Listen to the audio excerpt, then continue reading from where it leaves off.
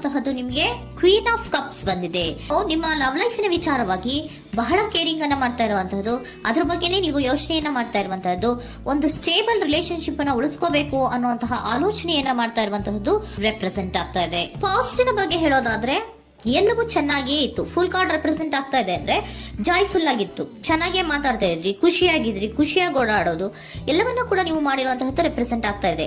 ಆದ್ರೆ ನೀವು ಯಾವಾಗ ಸೀರಿಯಸ್ ಆಗಿ ಕಮಿಟ್ಮೆಂಟ್ ಅನ್ನ ಕೇಳೋದಕ್ಕೆ ಶುರು ಮಾಡ್ತಿರೋ, ಅಥವಾ ನೀವ್ ಯಾವಾಗ ಸ್ವಲ್ಪ ಚೇಂಜಸ್ ಗಳನ್ನ ಮಾಡ್ಕೋ ಅಂತ ಹೇಳೋದಕ್ಕೆ ಶುರು ಮಾಡ್ತಿರೋ, ಅಥವಾ ನೀವು ಸ್ಪಷ್ಟವಾಗಿ ನಿಮ್ಮ ಲವ್ ಲೈಫಿನ ವಿಚಾರವಾಗಿ ಹೀಗೆ ಇರಬೇಕು ಅಂತ ಯಾವಾಗ ಒಂದು ಗಡಿಗಳನ್ನ ಹಾಕೋಕೆ ಶುರು ಮಾಡ್ತಿರೋ, ಆಗ ನಿಮ್ಮ ಲವ್ ಲೈಫಿನ ವಿಚಾರದಲ್ಲಿ ಫೀಲಿಂಗ್ಗಳು ಲೆಫ್ಟ್ ಔಟ್ ಆಗುವಂತ ಸಾಧ್ಯತೆಗಳು ಇದ್ದಿರುವಂತಹದ್ದು ನಿಮ್ಮ ಪಾಸಿಟಿವ್ ನಲ್ಲಿ ರೆಪ್ರೆಸೆಂಟ್ ಆಗ್ತದೆ.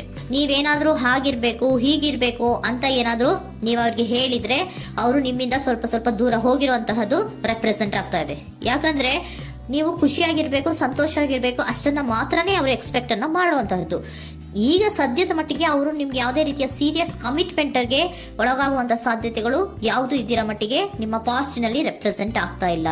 ಈ ಪರ್ಸನ್ ಏನು ಈ 4 ಕಾರ್ಡ್ ಬಂದಿದೆಯೋ, ಈ ಪರ್ಸನ್ ಸೀರಿಯಸ್ ಕಮಿಟ್ಮೆಂಟ್ ಗೆ ಸಿಗುವಂತಹ ಸಾಧ್ಯತೆಗಳು ಇದ್ದಿರೋ ಮಟ್ಟಿಗೆ ನಿಮ್ಮ ಪಾಸ್ಟ್ ನಲ್ಲಿ ಕಾಣಿಸ್ತಾ ಇಲ್ಲ. ಆಗ ಅವರಿಗೆ ಫೀಲಿಂಗ್ ಲೆಫ್ಟ್ ಔಟ್ ಆಗಿರುವಂತಹದ್ದು, ಅವರು ಸ್ವಲ್ಪ ಸ್ವಲ್ಪ ಚೇಂಜ್ ಆಗಿ ನಿಮ್ಮಿಂದ ದೂರ ಹೋಗಿರುವಂತಹದ್ದು ಈ ಕಾರ್ಡಿನಲ್ಲಿ ರೆಪ್ರೆಸೆಂಟ್ ಆಗ್ತಾ ಇದೆ. ಅಟ್ ದ ಪ್ರೆಸೆಂಟ್ ನಲ್ಲಿ ನಿಮಗೆ ಬಂದಿರುವಂತಹ ಕಾರ್ಡ್ ಏನು, ವೀಲ್ ಆಫ್ ಫಾರ್ಚೂನ್. ಬದಲಾವಣೆಯ ಮಾರ್ಗವನ್ನ ನೀವು ಹಿಡಿಬೇಕು, ಅಂದ್ರೆ ಬದಲಾವಣೆ ಆಗ್ಬೇಕು. ನೀವು ಅವರು ಸೀರಿಯಸ್ ಕಮಿಟ್ಮೆಂಟ್ ಅನ್ನ ಕೇಳಿದಾಗ ಅವರು ನಿಮ್ಮಿಂದ ದೂರ ಹೋಗಿದ್ದಾರೆ ಅಂದ್ರೆ ನೀವೇನ್ ಮಾಡ್ಬೇಕು, ಅಟ್ ಪ್ರೆಸೆಂಟ್ ನಲ್ಲಿ ಬದಲಾವಣೆಯ ಮಾರ್ಗವನ್ನ ಹಿಡಿಬೇಕು. ಬದಲಾವಣೆಯ ಮಾರ್ಗವನ್ನ ಮಾಡ್ಕೊಳ್ಳೋಕೆ ಹೋಗ್ತೀರಾ, ಆದ್ರೆ ನಿಮ್ ಕೈಲಿ ಆಗ್ತಾ ಇಲ್ಲ. ಯಾಕಂದ್ರೆ ವೀಲ್ ಆಫ್ ಫಾರ್ಚೂನಿನ ಕ್ಲಾರಿಫಿಕೇಶನ್ ಕಾರ್ಡ್ ಬಂದಿರುವಂತಹದ್ದು ಯಾವುದು, ಡೆವಿಲ್ ಕಾರ್ಡ್ ರೆಪ್ರೆಸೆಂಟ್ ಆಗ್ತಾ ಇದೆ. ಡೆವಿಲ್ ಕಾರ್ಡ್ ಏನನ್ನ ರೆಪ್ರೆಸೆಂಟ್ ಮಾಡುತ್ತೆ, ಅಡಿಕ್ಷನ್ ಅನ್ನ ರೆಪ್ರೆಸೆಂಟ್ ಮಾಡುತ್ತೆ.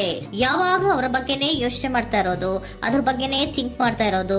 ಸ್ವಲ್ಪ ಬದಲಾವಣೆ ಮಾಡ್ಕೊಳಕ್ ಹೋಗ್ತೀರಾ, ಮತ್ತೆ ಪುನಃ ವಾಪಸ್ ಹಿಂದಕ್ಕೆ ಬರ್ತೀರಾ, ಮತ್ತೆ ಆಲೋಚನೆಯನ್ನ ಮಾಡಕ್ಕೆ ಶುರು ಮಾಡ್ತೀರಾ.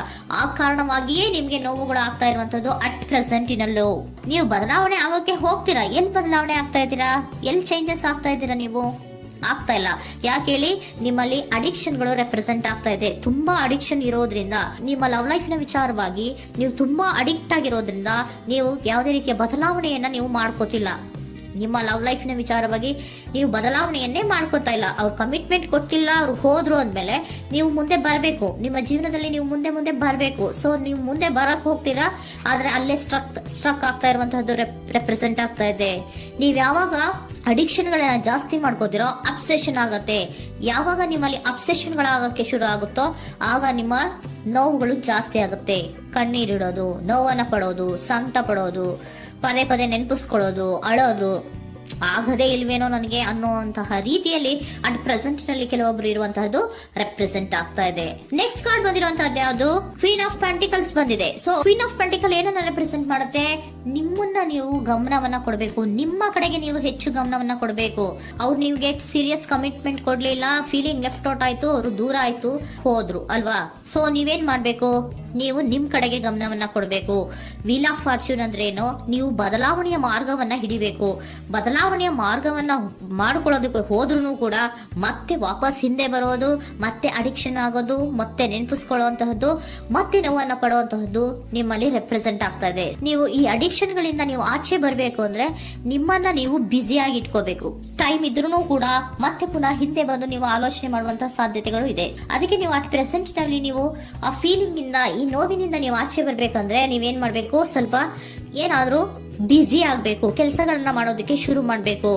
ನಿಮಗೆ ಗೊತ್ತಿರುವಂತಹ ಯಾವ ಕೆಲಸವಾದ್ರೂ ಸರಿ, ನೀವು ಸ್ವಲ್ಪ ಬ್ಯುಸಿ ಆಗಿರೋದಕ್ಕೆ ಪ್ರಯತ್ನವನ್ನ ಮಾಡ್ತಾ ಇರುವಂತಹದ್ದು, ಮಾಡುವಂತಹದ್ದು ರೆಪ್ರೆಸೆಂಟ್ ಆಗ್ತಾ ಇದೆ. ಕೆಲವೊಬ್ರು ಮಾಡ್ತಾ ಇದ್ದೀರಾ, ಕೆಲವೊಬ್ರು ಮಾಡುವ ಕಡೆಗೆ ಆಲೋಚನೆಯನ್ನ ಮಾಡ್ತಾ ಇರುವಂತಹದ್ದು ಅಟ್ ಪ್ರೆಸೆಂಟ್ ನಲ್ಲಿ ರೆಪ್ರೆಸೆಂಟ್ ಆಗ್ತಾ ಇದೆ.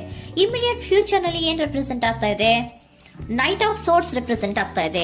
ನೀವು ಕ್ವಿಕ್ ಥಿಂಕಿಂಗ್ ಅನ್ನ ಮಾಡಿ ಏನೋ ಒಂದು ಆಕ್ಷನ್ ಅನ್ನ ತಗೋಬೇಕು ಅನ್ನೋದ ಆಲೋಚನೆಯನ್ನ ಮಾಡ್ತೀರಾ, ಬಹಳ ಫೋಕಸ್ ಅನ್ನ ಮಾಡ್ತೀರಾ ಒಂದು ವಿಚಾರವಾಗಿ, ಕ್ವಿಕ್ ಥಿಂಕಿಂಗ್ ಅನ್ನ ಮಾಡ್ಬೇಕು ಅಂತ.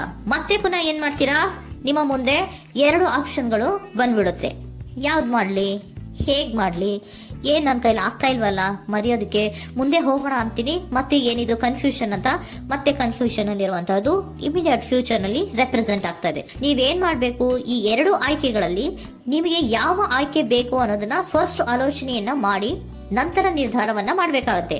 ಡಿಟರ್ಮಿನೇಷನ್ ಅಂಡ್ ಡೈರೆಕ್ಷನ್, ನಿರ್ಣಯವನ್ನ ಮಾಡಿ ಅದೇ ದಾರಿಯಲ್ಲಿ ನೀವು ಮುಂದೆ ಹೋಗ್ಬೇಕು ಈ ಆಲೋಚನೆಯನ್ನ ಮಾಡಬೇಕು. ಆ ರೀತಿಯ ಆಲೋಚನೆಯನ್ನ ಮಾಡಿದ್ರೆ ಇನ್ ನಿಯರ್ ಫ್ಯೂಚರಿನಲ್ಲಿ ನೀವು ಆ ರೀತಿ ಆಲೋಚನೆಯನ್ನ ಮಾಡಿದ್ರೆ ನಿಮ್ಮಲ್ಲಿ ಒಂದು ಪಾಸಿಟಿವ್ ಚೇಂಜಸ್ ಗಳಾಗತ್ತೆ. ಸ್ಟಾರ್ ರೆಪ್ರೆಸೆಂಟ್ ಆಗ್ತಾ ಇದೆ, ಕೆಲವೊಂದು ರೀತಿಯ ಪಾಸಿಟಿವ್ ಚೇಂಜಸ್ ಗಳು ಆಗತ್ತೆ. ನಿಮ್ಗೆ ಏಂಜಲ್ ಗೈಡೆನ್ಸ್ ಏನ್ ಕೊಡ್ತಾರೆ ಅನ್ನೋದನ್ನ ನೋಡೋಣ. ನಾಟ್ ದ ರೈಟ್ ಟೈಮ್, ಇದು ಕರೆಕ್ಟ್ ಆಗಿರುವಂತಹ ಟೈಮ್ ಅಲ್ಲ. The situation will improve, situation ಅನ್ನೋದು ಇಂಪ್ರೂವ್ ಆಗುತ್ತೆ ಯಾವಾಗ, ಇಫ್ ಯು ಬಿಲೀವ್, ನೀವು ನಂಬಿಕೆ ಇಟ್ಟಾಗ ಮಾತ್ರ ಸಿಚುಯೇಷನ್ ಅನ್ನೋದು ಇಂಪ್ರೂವ್ ಆಗುವಂತಹದ್ದು. ಏನೀಗ ಬೇಜಾರಿನಿಂದ ಇದ್ದೀರಲ್ಲ, ಈ ನೋವು ಯಾವಾಗ್ಲೂ ಶಾಶ್ವತವಾಗಿ ಇರುವಂತಹದ್ದು ಅಲ್ಲ. ನಾಟ್ ದ ರೈಟ್ ಟೈಮ್, ಇದು ಕರೆಕ್ಟ್ ಆಗಿರುವಂತಹ ಸಮಯ ಅಲ್ಲ, ಸ್ವಲ್ಪ ವೇಟ್ ಮಾಡು, ನೀವು ಚೇಂಜಸ್ ಮಾಡ್ಕೊಳ್ಳೋ ಕಡೆಗೆ ಹೆಚ್ಚು ಗಮನವನ್ನ ಕೊಡು, ಅಲ್ಲಿ ಚೇಂಜಸ್ ಆಗತ್ತೆ ಅನ್ನೋದನ್ನ ಏಂಜಲ್ ಗೈಡೆನ್ಸ್ ನಿಮ್ಗೆ ಕೊಡ್ತಾ ಇದ್ದಾರೆ. Surrender your full power. Your life is a calling for you to step in to your full power rather then playing it small. ನೀವು ಧೈರ್ಯವಾಗಿ ಒಂದು ಹೆಜ್ಜೆಯನ್ನ ಮುಂದಕ್ಕೆ ಇಡಬೇಕು. ಸೊ ಮುಂದೆ ಹೋಗುವಂತಹ ಆಲೋಚನೆಯನ್ನ ಮಾಡಬೇಕು. ಪವರ್ ಇಂದ, ನಿಮ್ಮಲ್ಲಿರುವಂತಹ ಪವರ್ ಅನ್ನ ಯೂಸ್ ಮಾಡ್ಕೊಳ್ಳಿ. ಯಾಕೆ ನನ್ನಲ್ಲಿ ಏನಿಲ್ಲ, ನನ್ನ ಕೈಲಿ ಏನೂ ಆಗಲ್ಲ ಅಂತ ಯಾಕೆ ಕೂತಿದ್ದೀರಾ? ನೀವು ಏನ್ ಮಾಡ್ಬೇಕು, ಬಹಳ ಧೈರ್ಯದಿಂದ ಮುಂದಕ್ಕೆ ಹೋಗಿ ಅನ್ನೋದನ್ನ ನಿಮ್ಗೆ ಸರೆಂಡರ್ ಕಾರ್ಡ್ಗಳು ಕೂಡ ಹೇಳ್ತಾ ಇದ್ದಾರೆ.